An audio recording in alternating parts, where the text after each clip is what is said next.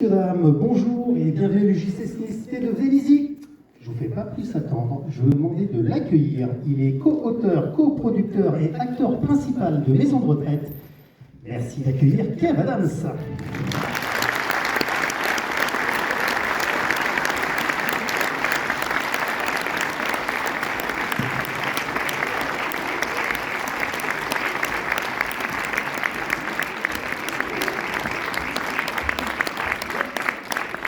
Ok, bonjour à tous, merci beaucoup, merci d'être si nombreux, ça me fait très très plaisir d'être chez vous, merci.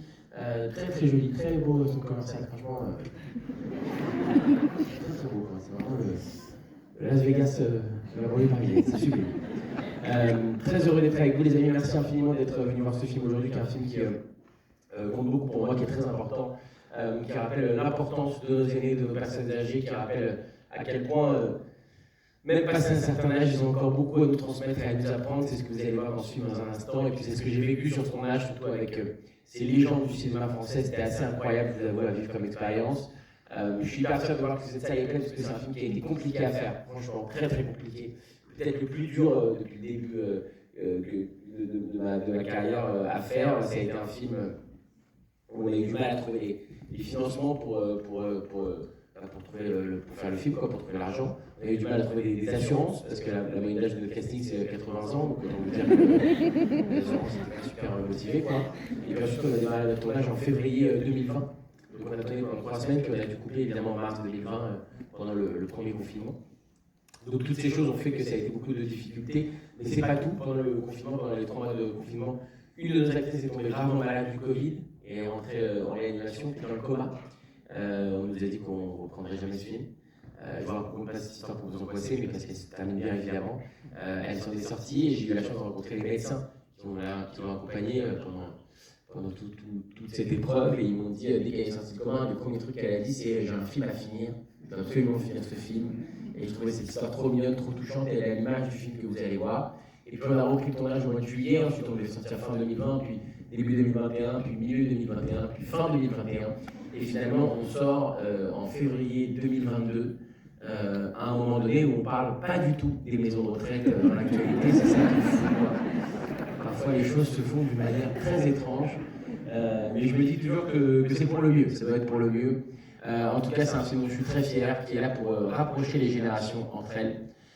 C'est un film, voilà, je ne sais pas si vous l'avez senti, mais il y a une espèce de fossé générationnel qui se crée comme ça depuis quelques années. Les très jeunes sont de moins en moins proches de nos plus âgés, et je trouve ça dommage. Moi j'ai grandi avec mes grands-parents, j'ai toujours été très proche de mes grands-parents, en partie été élevé par mes grands-parents. À l'époque c'était normal de voir nos grands-parents assez logiques, de manière, moi chez moi ils étaient omniprésents dans ma vie, et puis je me rends compte qu'aujourd'hui ils ont de moins en moins de sujets de discussion, de sujets de rencontre, les plus jeunes et les plus âgés. Je vois bien mon petit frère, j'ai un petit frère qui a 15 ans, qui est venu avec moi d'ailleurs aujourd'hui, il est sur TikTok, tout le temps sur TikTok, tu vois. Ma grand-mère, elle a 80 ans, elle est sur France 2, Jean-Michel Drucker.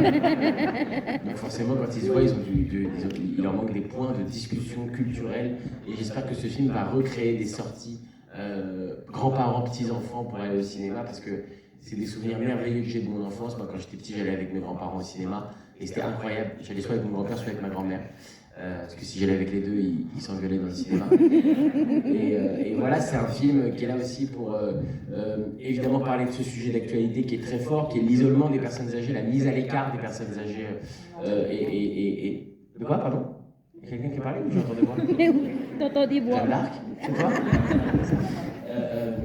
Non, j'entends quelqu'un qui parle, non? Ah oui, je suis pas fou.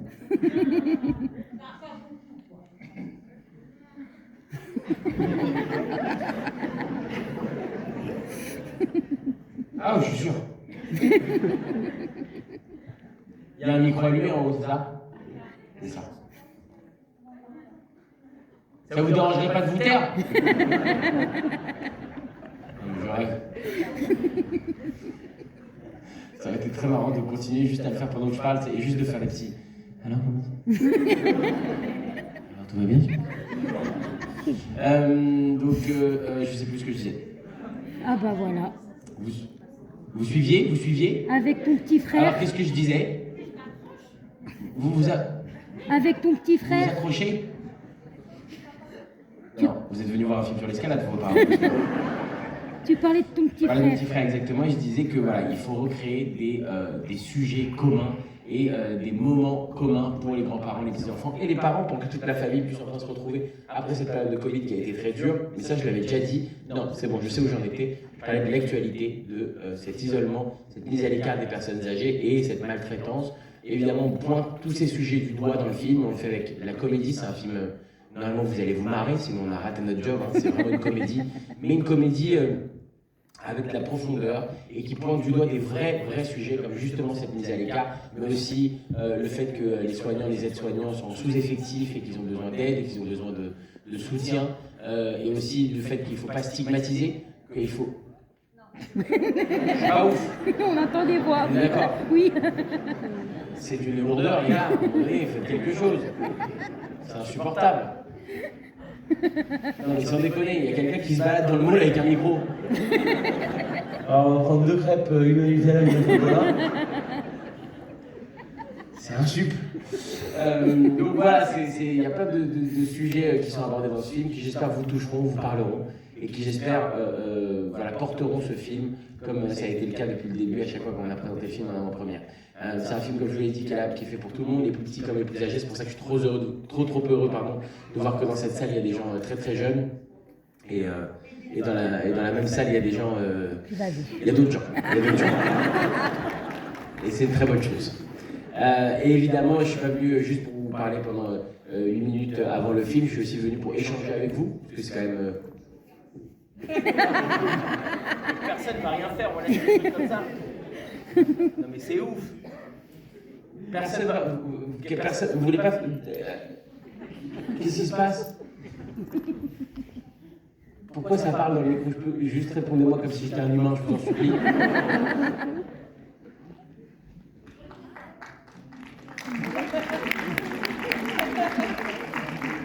C'est super stressant, pourquoi personne ne me parle? Qu'est-ce qu'il y a? On ne sait pas, Kev, ils étaient en train de chercher. Il n'y a pas de raison qu'il y en ait un de branché le micro, donc mystère. C'est un prank. D'accord. Ok.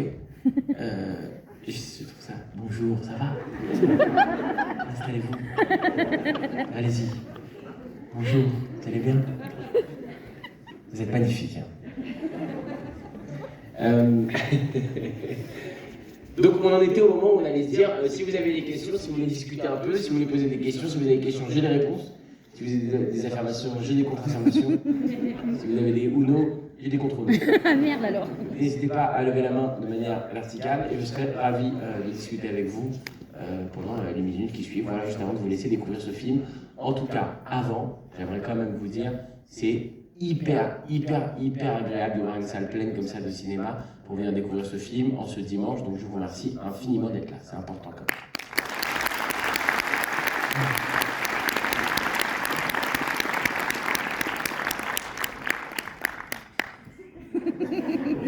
Je me marre parce que j'imagine vraiment quelqu'un qui est en mode on passe chez Jennifer, non? On va voir les nouveautés un peu.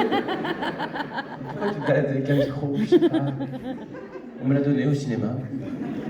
Autant en profiter. Si vous avez des questions, il faut lever la main. Yes. Ah si, là, vous avez une question.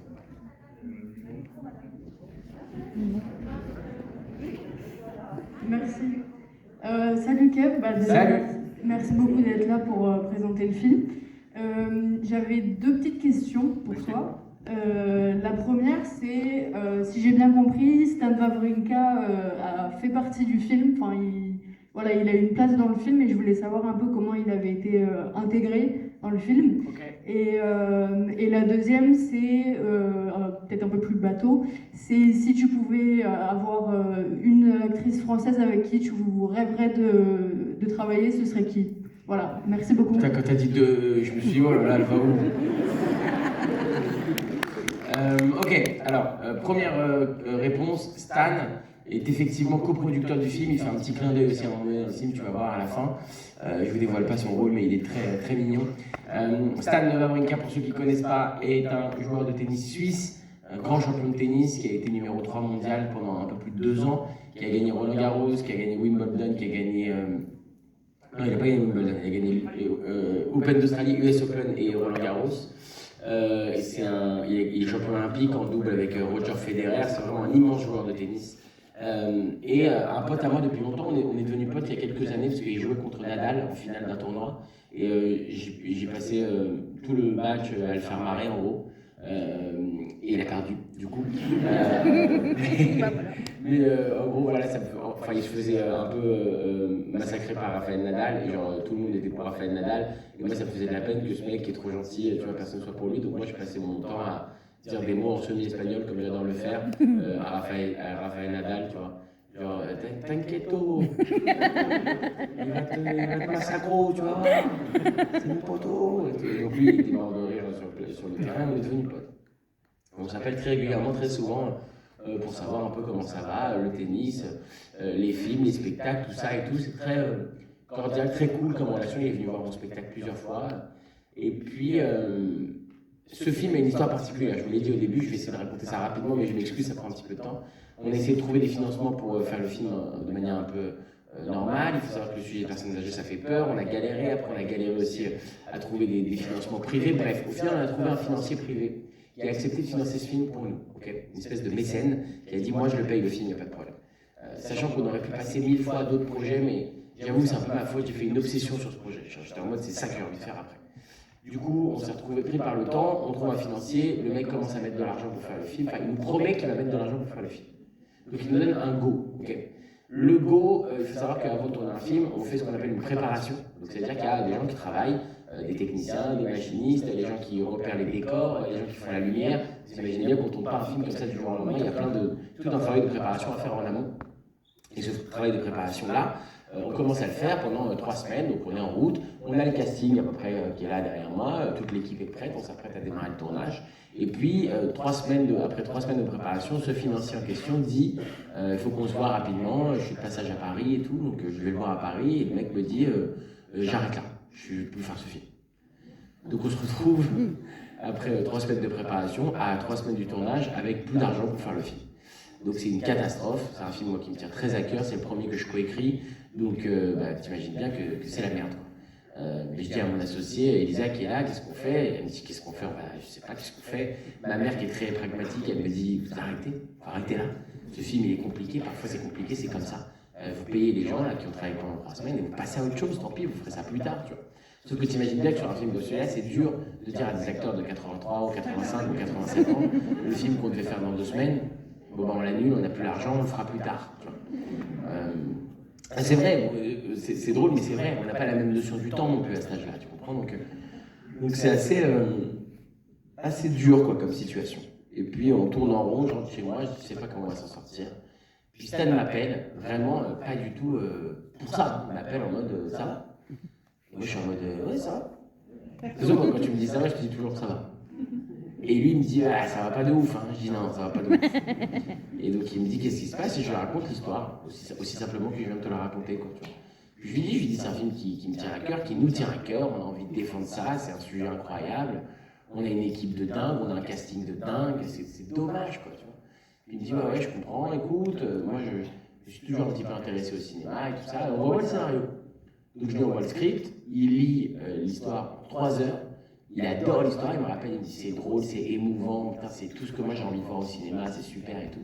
Et le mec dit vas-y, il faut combien? Je vais vous accompagner là-dessus. Et donc il investit de l'argent, mais pas parce qu'il avait absolument envie de produire le film, parce qu'il fallait quelqu'un, sinon on devait abandonner ce projet en fait. C'est la première fois franchement que ça nous arrive, cette espèce de situation de crise quoi, où d'un coup c'est soit il y a de l'argent maintenant, soit le film il se fait pas quoi, c'est sûr que non. Et c'était fou d'ailleurs de voir que le mec il a dit ok je vais vous envoyer l'argent pour continuer à faire le film et genre 24 heures après on avait reçu l'argent quoi. Je sais pas si tu réalises, moi des fois il y a des gens ils me doivent 10 €, ils m'évitent pendant 3 mois, tu vois ce que je veux dire. Là c'est ouf quoi. Le mec en 24 heures c'est bon il a fait le délire et grâce à cet argent ça nous a permis de gagner du temps et donc de trouver nos partenaires sur le film que sont OCS, UGC, TF1, tu vois, que je remercie aussi évidemment, mais c'est vrai que sans ce moment-là, c'est sûr et certain que le film s'arrêtait, ne se serait pas fait, et donc on ne serait pas tous ensemble aujourd'hui dans cette salle pour regarder ce film dont je suis hyper fier. Donc voilà, il y a écrit, tu verras, il y a écrit producteur associé Stan Wawrinka, mais le vrai titre qu'on aurait dû lui donner dans ce générique, c'est Sauveur. Voilà. Parce que sans lui, il n'y a pas de film. Voilà, ça c'est pour Stan, et je pense qu'il mérite sa position.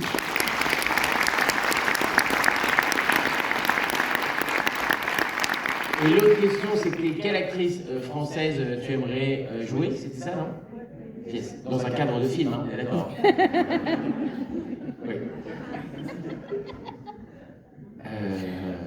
Il y a pas mal d'actrices françaises avec qui j'aimerais jouer. J'aime bien Virginie Efira. Je trouve qu'elle est, elle est pas mal. Elle est pas mal. Sophie Marceau, pourquoi pas. Voilà. Alexandra C'est Lamy. ce genre d'actrice là. Qui ça? Alexandra Lamy. Alexandra Lamy, pourquoi pas. D'ailleurs, Audrey on a fait Lamy. un film il n'y a pas longtemps avec Alexandra Lamy. Avec sa sœur, Audrey Lamy. Avec sa sœur, Audrey Lamy. Ouais. C'est quoi le jeu? C'est un jeu de qui est-ce? C'est une sorte de qui est-ce on rêve des actrices françaises. Il y a monsieur, je crois qu'il y a une question juste ici. Merci beaucoup. Avec plaisir, merci à vous pour cette question. Bonjour. Bonjour. Comment on arrive à convaincre Gérard Depardieu de jouer dans son film? Franchement, on n'a pas galéré. Non, franchement. C'est assez dingue, mais il a accepté assez vite en fait de faire ce rôle, de rejoindre cette équipe, de faire ce film. Il a été d'une bienveillance incroyable. Pour être très honnête, il a fait ce film quasi gratuitement, enfin par rapport au tarif que le gars demande d'habitude. On va dire que Gérard, il aime bien la bouffe et l'argent dans la vie. Là, il a été payé en bouffe, clairement. Il a fait ce film avec le cœur, mais vraiment comme ça. Et vous allez voir dans le film, il est choquant, quoi. C'est un rôle qui lui va sur mesure, parfaitement. C'est un rôle qui défend avec une force, une puissance, avec beaucoup d'émotions, mais aussi beaucoup d'humour. Franchement, tu me diras ce que tu en penses à la fin du film sur les réseaux sociaux et tout ça, ça m'intéresse de savoir, mais il est, je trouve, à son sommet dans ce film, vraiment. Et pourtant, il l'a fait que pour des bonnes raisons, quoi. Il était trop heureux de faire ce film, il était trop heureux de défendre cette cause. Je l'ai appelé plusieurs fois pendant la tournée de ce film, et à chaque fois, quoi, il disait c'est important de parler de nos aînés, c'est important de parler des vieux, tu vois, il le dit avec sa gouaille à lui, quoi, il y a un côté, c'est ça qu'on doit faire, c'est ce genre de film-là aussi qu'on doit faire, des films qui parlent de notre société, qui parlent de ce qu'on vit, c'est pas un film fantastique, c'est pas Harry Potter ou Spider-Man, c'est un truc qui est très ancré dans la réalité, mais qui est en même temps très drôle, et en même temps qui est bouleversant, parce que ça nous ramène chacun à nos histoires personnelles, tu vois. Et il a été vraiment touché par cette histoire, il était vraiment, vraiment heureux de faire ce film. Donc voilà, un grand GG, tu vois, dans le film. Après, il m'a fait des dingueries hein, aussi. Il m'a fait des folies.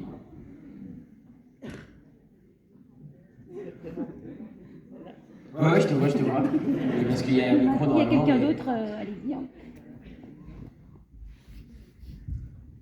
Bah, il y avait la jeune fille, entre-temps, ouais. Bonjour. Bonjour. Qu'est-ce qui t'a donné envie de faire ce rôle dans ce film?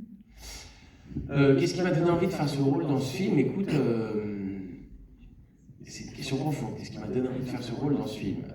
J'avais envie de jouer un rôle d'un mec qui n'est pas forcément un mec bien au début, qui n'est pas forcément un héros de cinéma. Tu vas voir le rôle que je joue au début, c'est un mec qui est plutôt antipathique, qui a très peu d'ambition, qui fait des petites magouilles, qui n'est pas très inspirant, qui est un peu un pauvre type en fait.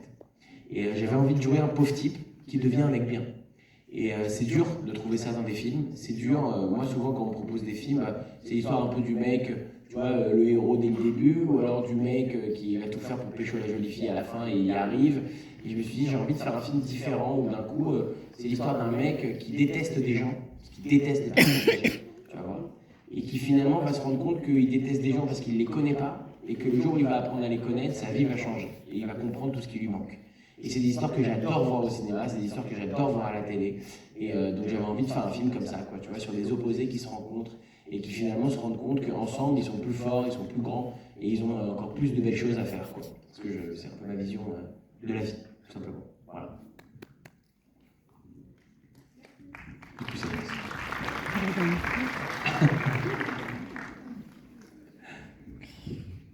Je suis un peu timide parce que je suis tous tes films et cette histoire-là me touche énormément. Et c'est quoi ma question déjà? J'en avais une, hein. Et je voulais savoir, et rien à voir avec le film, mais si je pourrais prendre une photo avec toi après. Oui. Merci.